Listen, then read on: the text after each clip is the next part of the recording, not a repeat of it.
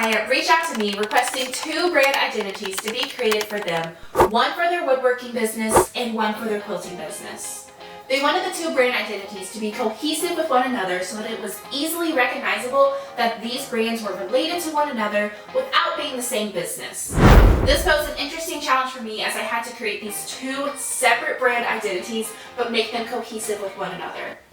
In this video today, I'm going to be showing you how I created that second brand identity to be cohesive with the other brand. If you want to see how I created the first brand identity, do make sure to check out the links in the description below, as I will have that video linked down there.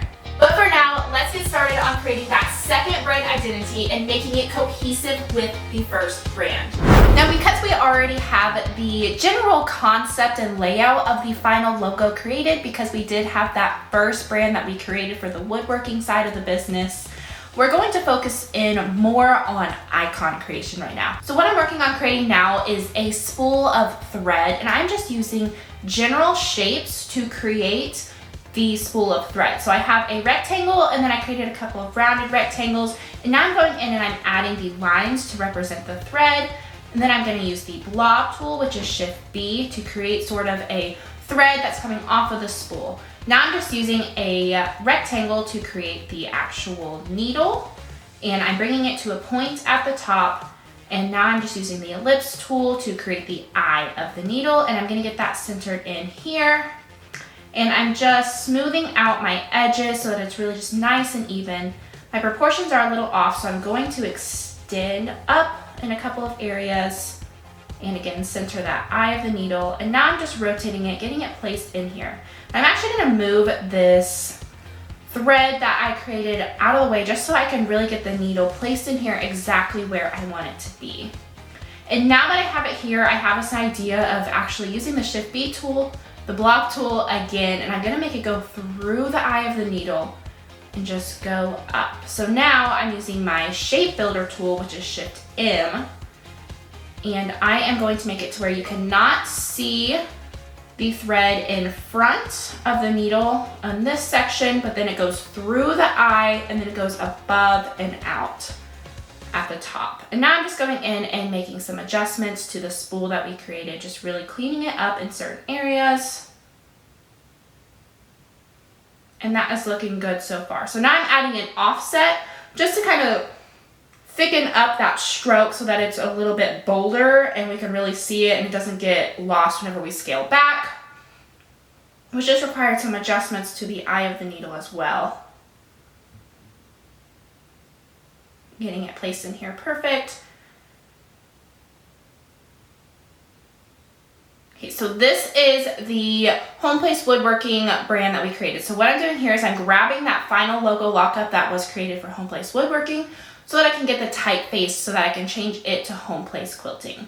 So now I do have an idea of trying out that same submark that we have within the house of the Place Woodworking and putting it on the thread. I like how it looks, but I don't think it's going to work whenever it comes to scaling and just placing it in certain areas. So I'm actually going to switch gears and go for a house. Now, creating this house took me quite a few tries. I apparently am not very good at drawing houses. Found that out with this project. So I went back and I got smart and I decided to use basic shapes again like I did in the beginning, using a triangle and then a rectangle, and then I'm going to use Shift M, which is a shape builder tool again, after I outline my stroke. That way I can then just go in and remove the center portion of that, and I'm just going to adjust sizing here. And now that's looking pretty good. So I'm going to move that spool and the needle into here, and what I'm doing is drawing a box around that. So again, I can use my shape builder tool to get rid of those extra lines. And so now that spool and the needle is kind of cutting into the house, and it's just really, it's placed in there really well. And now I'm just going to offset that path so that the thickness of the house that I created matches with the thickness of the spool of thread and the needle. And this is looking great. Again, I'm using my shape builder tool here to get rid of the outside and add in the negative space. And that is going to be our final icon. So now we're going to take that final logo lockup that we had made for the Place Woodworking brand, and we're gonna now turn woodworking into quilting because this is the quilting side of the brand. So let's type in quilting. And I'm just gonna get this centered underneath Place.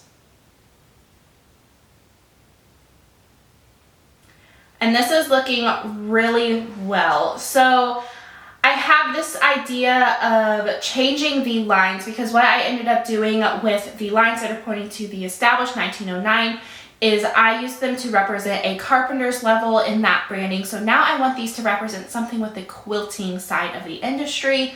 So I'm going to make this into sort of a path that you would make whenever you're sewing something. So you have your path of these stitches.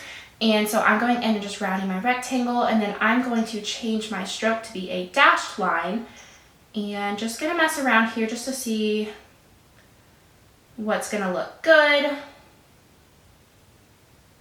Adjusting some sizing, and now I'm just trying to draw that piece of thread again that we're going to then attach to the needle, again just to show that this is a needle going into each stitch. This is looking good right there. So I'm gonna take this, I'm gonna copy it over so that any adjustments I make do not get lost in case I wanna go back later. I just outlined all of my stroke. I'm getting this centered with the text. Again, adjusting some sizing here as well. Going just a bit smaller. And looking at this, I want to go the other direction so that it's pointing in more towards the established 1909 with the thread. So I'm just trying to get that perfect, and that looks really good right there. So let's get the needle put in here. We're going to rotate it so that we can place it within the thread. Going to adjust it a bit, make it a bit bigger, and we're going to add on to that thread. And I'm going to use my pencil tool here to actually get rid of a part of the thread that's in the inside so that we can see a bit more of the inside of the needle. And now I'm just going to copy this over to the other side. I'm going to do a horizontal flip on it so that way it's opposite on each end. And now we're just going to find where to place that final icon. So I'm looking into possibly using it to replace the O, but I'm not a fan. So now I have this idea of using a pin, pillow, whatever it's called. I'm not sure of the technical term of it, but actually like where you put your needles and your pins into like the little ball pillow thing.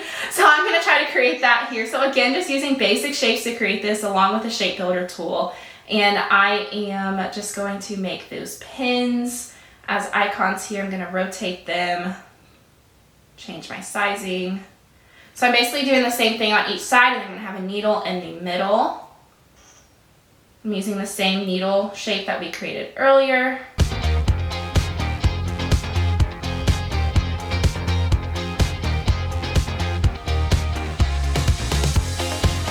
Okay, now I'm going to actually try to place this into the O. So let's see what this looks like placed in there.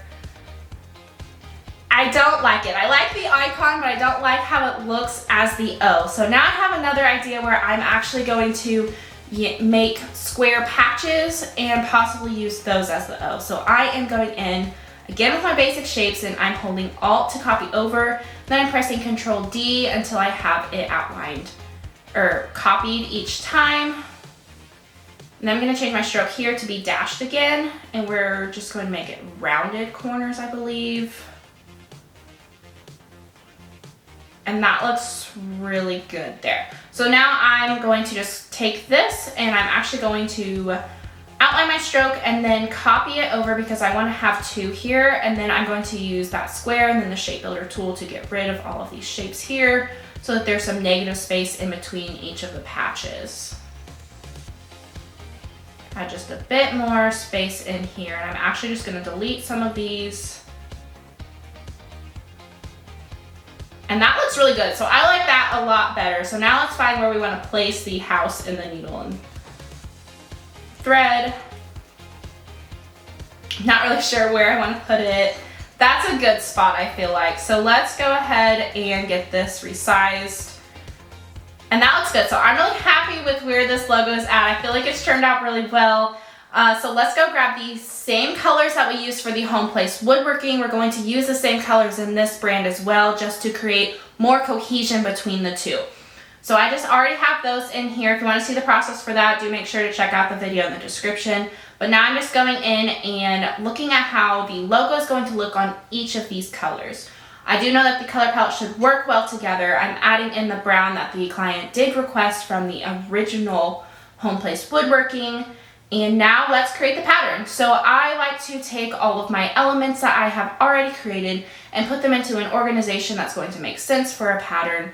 And here I'm creating more of those dotted lines just to create some cohesion throughout this brand in particular as well, because there's just these dotted lines all throughout it. It works really well. Now here I want to make some stitching, so I'm going to move this over.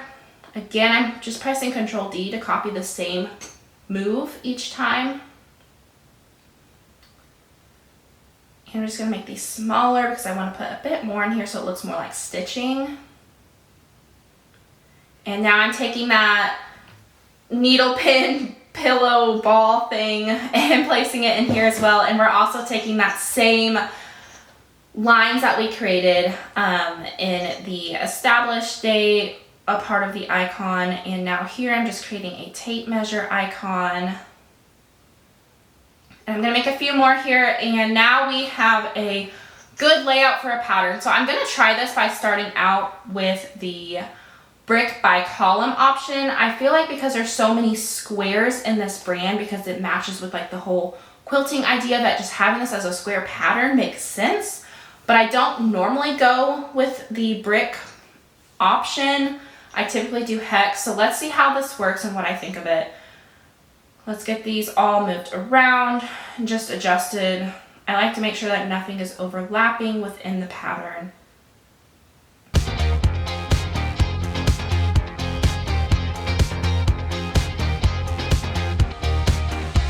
Let's see what this looks like. So I'm grabbing a swatch and I'm just going to pick my pattern swatch. And this looks good. I do think that I need to readjust some sizing on my square patches here, because right now they're the exact same size and there's not enough visual like interest or change in how it looks. And so I do want to change my sizing there. So I'm going to make that a bit smaller. Now that put too much white space in here, so I'm just going to try going to hex by column. I'm going back to what I normally do. The hex by row or the column by brick by column just did not work for me. I like this one. This one's looking really good. So we're going to go with that as the pattern. So here is home place woodworking. And then here is home place quilting. So you can tell that they are different for sure, especially in the pattern. I think the visual weight within the two patterns is different, but they do have the same colors and they have the same general layout, which creates a lot of cohesion between the two. Now, after I sent this over to my client, she did give it the thumbs up on both brands on the first go around. And I do think that it is because of my process of creating a branding presentation for my clients that outlines each decision that was made for each individual brand. If you want to hear more about that, do make sure to check out the video that is linked in the cards, and I will also link it down in the description, as it does go into further detail on how I put together a full brand presentation for a real client and how I presented that to her. So now, without further ado, let me introduce you to Home Place Quilting.